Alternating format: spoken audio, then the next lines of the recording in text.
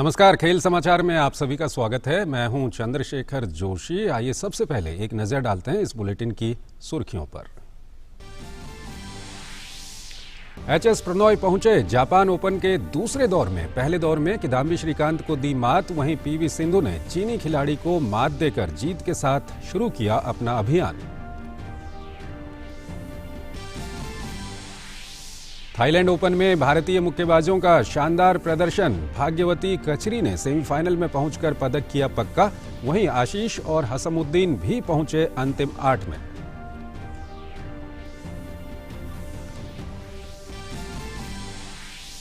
Temi Abraham और Ross Barkley के goal की मदद से चेल्सी ने प्री सीजन फ्रेंडली में बार्सिलोना को दी 2-1 से मात।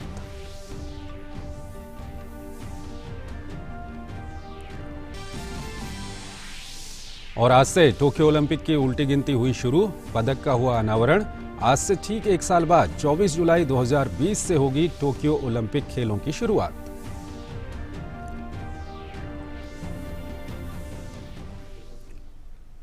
और आइए अब खेल की खबरों को विस्तार से देखते हैं। जापान ओपन में आज भारत के एचएस प्रणॉय ने भारत के ही किदाम्बी श्रीकांत को मात देकर दूसरे दौर में जगह बनाई। प्रणॉय ने एक कड़े मुकाबले में श्रीकांत को 13-21, 21-11, 22-20 से मात दी।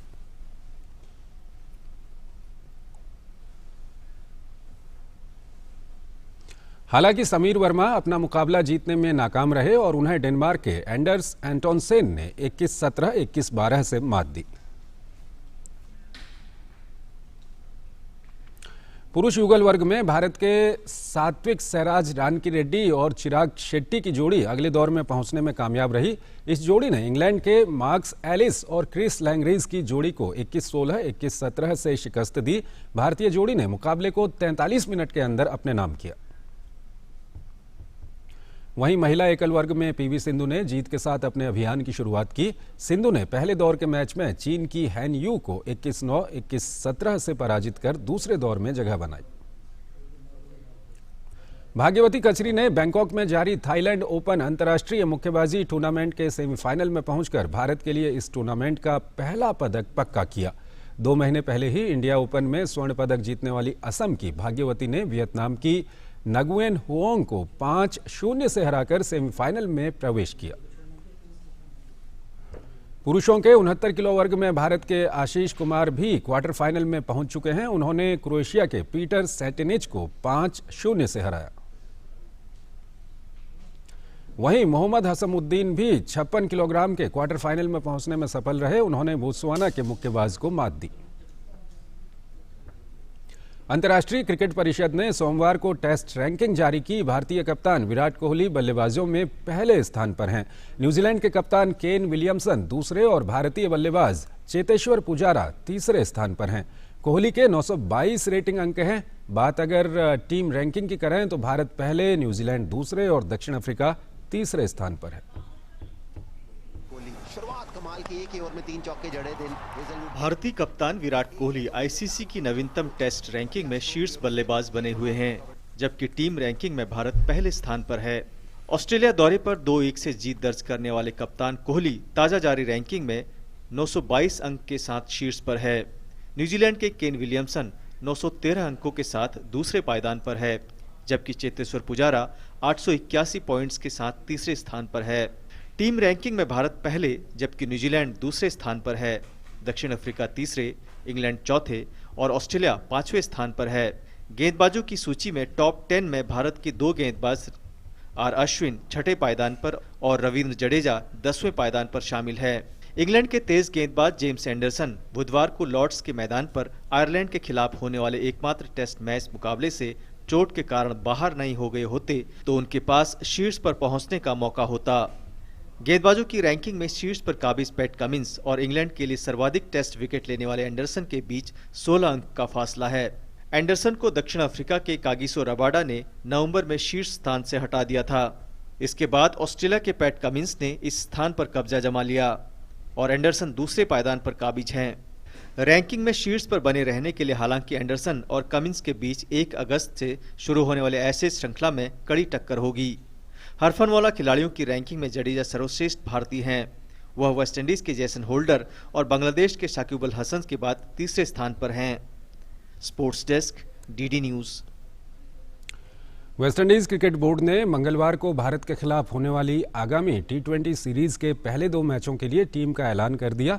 वेस्टइंडीज टीम में क्रिस गेल को जगह नहीं मिली, जबकि सुनील नरेन और किरण पोलार्ड की टीम में वापसी हुई है। वहीं ऑलराउंडर कार्लोस ब्रैथवेट को टीम की कमान सौंपी गई है। अगले महीने भारत और वेस्टइंडीज के बीच होने वाली भिड़ंत के लिए भारत अपनी टीम पहले ही घोषित कर चुका है। वहीं मेजबान टीम वेस्टइंडीज ने भी पहले 2 टी20 मैचों के लिए अपनी टीम की घोषणा कर दी है। दोनों टीमों के बीच सबसे पहले 3 टी20 मैच खेले जाने हैं। सीरीज के पहले 2 मैच अमेरिका में खेले जाने हैं, जबकि तीसरा मैच वेस्टइंडीज में होगा। वेस्टइंडीज की 14 सदस्यीय टीम में सुनील नरेन और किरण पोलार्ड की वापसी हुई है, जबकि क्रिस गेल इस टीम का हिस्सा नहीं होंगे। इसके अलावा वर्ल्ड कप 2019 में शानदार प्रदर्शन करने वाले निकोलस पूरन को भी टीम में जगह दी गई है। वहीं विकेटकीपर बल्लेबाज एंथनी ब्राम्बल पहले 2 टी20 के लिए चुनी गई टीम में इकलौता नया चेहरा होंगे। कप्तान कार्लोस ब्रैथवेट की अगुवाई वाली टीम में हरफनमौला आंद्रे रसल भी शामिल हैं, बशर्ते वो फिटनेस टेस्ट में खरे उतरें। गौरतलब है कि बाएं घुटने की चोट के कारण विश्व कप से वो बाहर हो गए थे। चयन समिति के अंतरिम अध्यक्ष रॉबर्ट हैंस का कहना है कि अनुभवी सलामी बल्लेबाज क्रिस गेल कनाडा में होने वाली G20 सीरीज खेलने के कारण इस प्रतियोगिता में हिस्सा नहीं लेंगे। उनकी जगह जॉन कैम्पबेल को टीम में चुना गया है।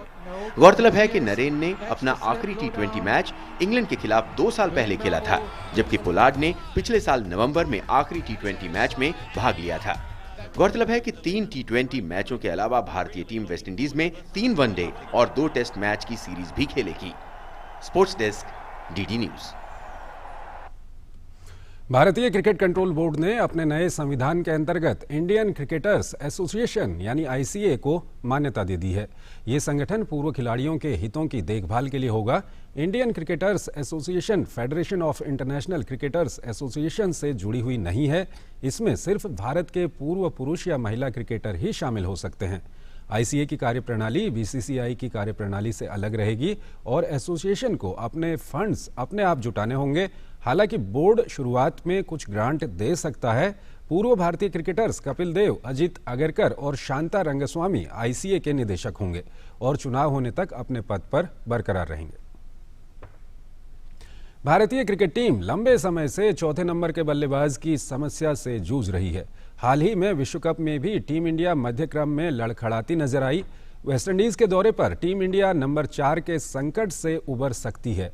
टीम में 2 युवा प्रतिभाशाली खिलाड़ियों को जगह मिली है, जो इस पोजीशन पर अच्छा प्रदर्शन कर भारतीय मध्य क्रम को मजबूत कर सकते हैं।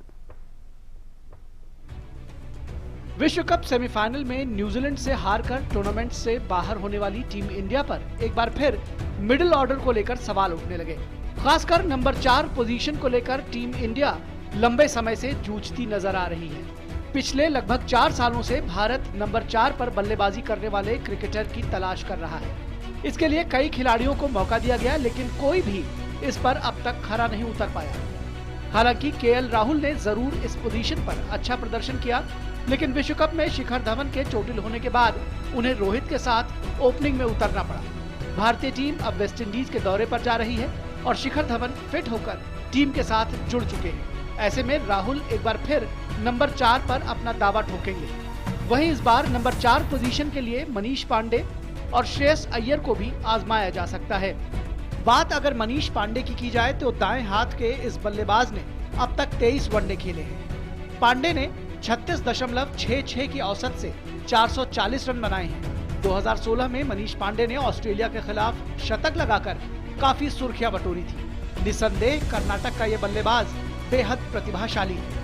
वेस्टइंडीज दौरे पर गई इंडिया ए में भी उन्होंने 4 मैच में 155 रन बनाए। एंटीगुआ में पांडे ने 16 जुलाई को खेले गए मैच में शतक लगाकर टीम को जीत दिलाई थी। उनके चयन में इस साल खेले गए IPL में उनकी भूमिका भी आधार बनी। उन्होंने 130.79 की स्ट्राइक रेट से 344 रन बनाए और वो तीसरे सबसे अधिक रन बनाने वाले खिलाड़ी बने। वहीं दूसरी तरफ श्रेयस अय्यर को सीनियर लेवल पर कम अवसर मिले हैं। 2017 में वनडे डेब्यू करने के बाद वो केवल 6 वनडे खेल पाए हैं।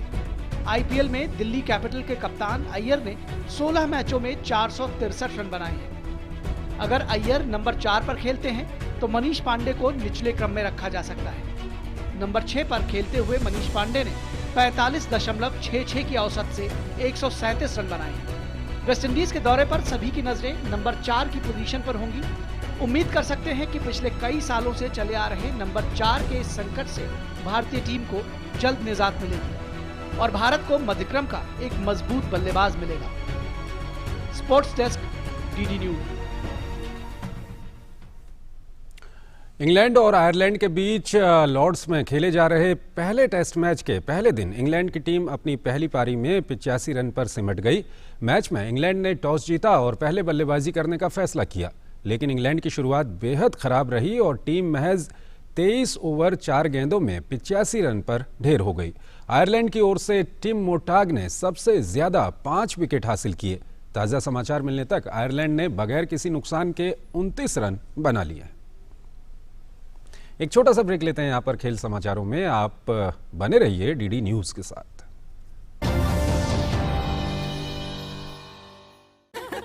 आज तू खाने में क्या लाई है? पहले तो दिखा। आज शाम को चलते हैं। हाँ हाँ पक्का। ये देख मैं तेरे लिए भिंडी लेके पालक लाई हूँ। अरे दीदी,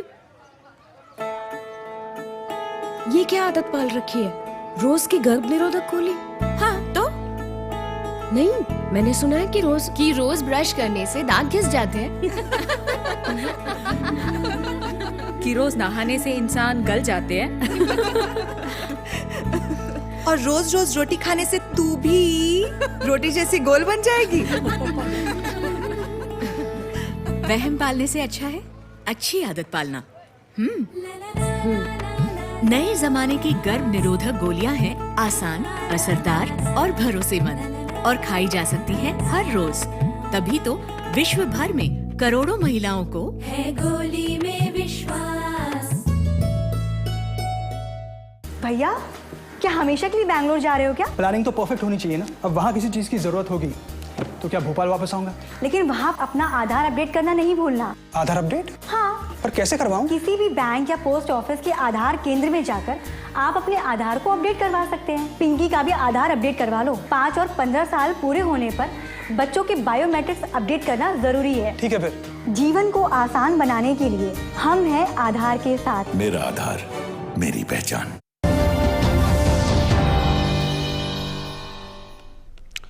टेबल टेनिस के क्षेत्र में दुनिया में भारत को पहचान दिलाने वाले खिलाड़ी अचंत शरत कमल का करियर काफ़ी लंबा रहा है। 2006 मेलबर्न राष्ट्रमंडल खेलों में शरत ने पुरुष एकल और युगल दोनों में स्वर्ण पदक जीता। अब उनकी नज़र 2020 टोक्यो ओलंपिक पर है। उनसे खास बात की हमारे संवाददाता अशोक मरतोलिया ने।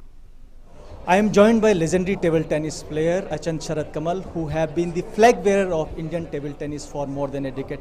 Sharat, you've been a stalwart of Indian table tennis for a long time. How do you see the rise of young, bright, talented players? I think all of them have been doing fantastic. G. Satyan is currently the best world-ranked player in the world. Harmit Desai just won the Commonwealth Championship title, Commonwealth Gold. Manika Batra has been phenomenal in the last years. Apart from them, even Manav Thakkar, Archana Kamath. I think there are a lot of players who've been doing really well. Thanks to TTFI, thanks to UTT's Levin Sport and the Sai Sports Authority of India, that they could come together in building building a strong ecosystem for all the players and developing the sport. You had a career-threatening injury in 2014. How did you recover? How did you cope up with that situation? Did you ever thought that you will come back? It was really, really hard. I was quite disappointed, you know, especially at that point of time where I was playing really good. I had that injury and I had to stop playing for 6 months, build my body up, to get more physically strong and come back into the sport. So I'm really thankful to my fitness trainer Ramji Srinivasan, who's taken care of me for the last 3-4 years and bringing me back to what I am. I never really thought I could be so good as what I am now, but it's thanks to the fitness regime what I went through and with all the experience I had over so many years, it's all coming together now. How do you see the future of table tennis in India? Especially there is a lot of sports leagues going on around the country. Lot of talents, lot of players who are doing exceedingly well in the world level. So I'm sure that in the years to come there will be players who are winning international medals and winning world titles on many tournaments that the Indian team is participating in. Well, Tokyo Olympic is around the corner. How do you see the realistic chance of India's qualifying in Tokyo Olympic? We will qualify for the Olympic Games, that is a guarantee, because with our world ranking and with our current level of playing, we will qualify. But it will be more important to qualify through the world team qualifications, because if you qualify for the team, you're assured place for the singles. So this is what we will try to qualify in for. Thank you, Sharath. All the best. 67 साल पहले भारत ने Olympic में पहला निजी पदक हासिल किया था। ये पदक भारत को लेजेंडरी रेसलर और पॉकेट डायनामो के नाम से मशहूर के.डी. जाधव ने दिलाया था। जाधव ने 1952 हेलसिंकी ओलंपिक में कांस्य पदक जीतकर देश का नाम रोशन किया था। 23 जुलाई को महाराष्ट्र के के.डी. जाधव ने 1952 हेलसिंकी ओलंपिक में देश को पहला मेडल दिलाया था। स्वतंत्र भारत में व्यक्तिगत तौर पर ओलंपिक में पदक जीतने वाले वे पहले खिलाड़ी थे। उन्हें हेलसिंकी ओलंपिक में कुश्ती के फ्रीस्टाइल में कांस्य पदक हासिल हुआ था। उस साल भारत को 2 पदक मिले थे, पहला हॉकी में और दूसरा कुश्ती में। जब आप पीछे मुड़ के देखते हैं, आज से कई साल पहले जब के.डी. जाधव ने मेडल जीता था, तो जाहिर सी बात है आपको बहुत सारी चीज़ें याद नहीं होंगी, लेकिन आपने जरूर बड़े बुजुर्गों से सुना होगा कि किस तरह का माहौल था जब के.डी. जाधव ने मेडल जीता और जब वो लौट के अपने गाँव आए। सबसे पहले तो मैं यहाँ पे कहना चाहूँगा कि भारत के लिए के.डी. जाधव जी ने लंदन ओलंपिक्स में पहला अपना योगदान दिया था और पहले ओलंपिक्स में उन्होंने 6ठा स्थान प्राप्त किया था। लेकिन जब वो लंदन में छठे आए थे तब उनका एक मन का निर्धार पक्का हुआ था कि मुझे आगे आने वाले ओलंपिक्स में भारत के लिए कुछ हासिल करके दिखलाना है। और 4 साल कड़ी मेहनत करने के बाद उन्होंने देश के लिए पहला मेडल जो ब्रॉन्ज था वो हासिल किया। और फिर जब वो इंडिया में अपने गांव दाखिल हुए तो मैंने सुना है कि 101 बैलगाड़ियों की जोड़ी से उनका तहे दिल से स्वागत किया गया था। के.डी. जाधव महाराष्ट्र के एक छोटे से गांव गोलेश्वर में रहते थे। उन्हें बचपन से ही खेलों में रुचि थी। भारत को आजादी मिलने के बाद पहला ओलंपिक लंदन में 1948 में हुआ था, जिसमें जाधव को निराशा हाथ लगी। 1952 के हेलसिंकी ओलंपिक में उन्होंने फ्री स्टाइल कुश्ती में तीसरा स्थान हासिल किया। 14 अगस्त 1984 को एक सड़क दुर्घटना में उनकी मौत हो गई थी। 1952 में भारत को हेलसिंकी ओलंपिक में कांस्य पदक दिलाने वाले के.डी. जाधव 44 साल तक देश के अकेले व्यक्तिगत पदक विजेता रहे। उन्हें उस दौर में पॉकेट डायनामो के नाम से भी जाना जाता था। Ashok Martolia, DD news, Delhi. एक और छोटा सा ब्रेक लेते हैं यहाँ पर, आप बने रहिए डीडी न्यूज के साथ। हेलो, कौन? नमस्कार मैडम जी हम 10 वही जो बच्चों को देते हैं बड़ा कार्ड। सोचा आपको बता दें कि हम फिर मिलने आ रहे हैं आपके बच्चे से। उसकी तबीयत बिगाड़ेंगे। दस्त ऐसे दस्तक देकर नहीं आते, तो दस्त के लिए तैयार रहना। घर में ORS और जिंक है ना? दस्त की इलाज में देरी हुई तो शरीर में पानी और पोषण की कमी जानलेवा हो सकती है। इसलिए दस्त शुरू होते ही ORS और जिंक शुरू करें। दस्त के लिए तैयार रहना। घर में ORS और जिंक है ना? एक मंदिर, दरगाह या गुरुद्वारा नहीं छोड़ा था जहाँ इसके मिलने की मन्नत ना मांगी हो। स्टेशन पर खो गई थी ये रितु, मेरी बेटी।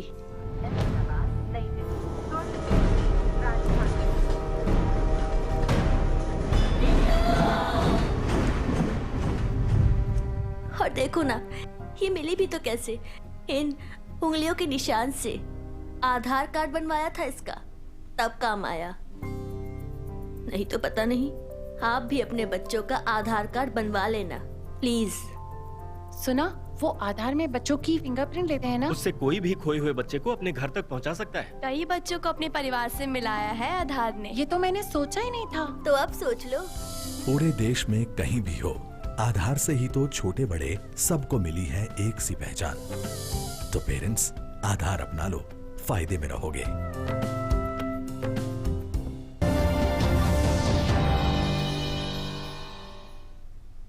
स्वागत है आपका ब्रेक के बाद। आप देख रहे हैं खेल समाचार और आइए आगे बढ़ते हैं। भारोत्तोलन में अपनी सफलता के ग्राफ को अंतर्राष्ट्रीय स्तर पर एक नया मुकाम देने वाले राजस्थान के अजय सिंह शेखावत का सपना है कि वो टोक्यो ओलंपिक का हिस्सा बने।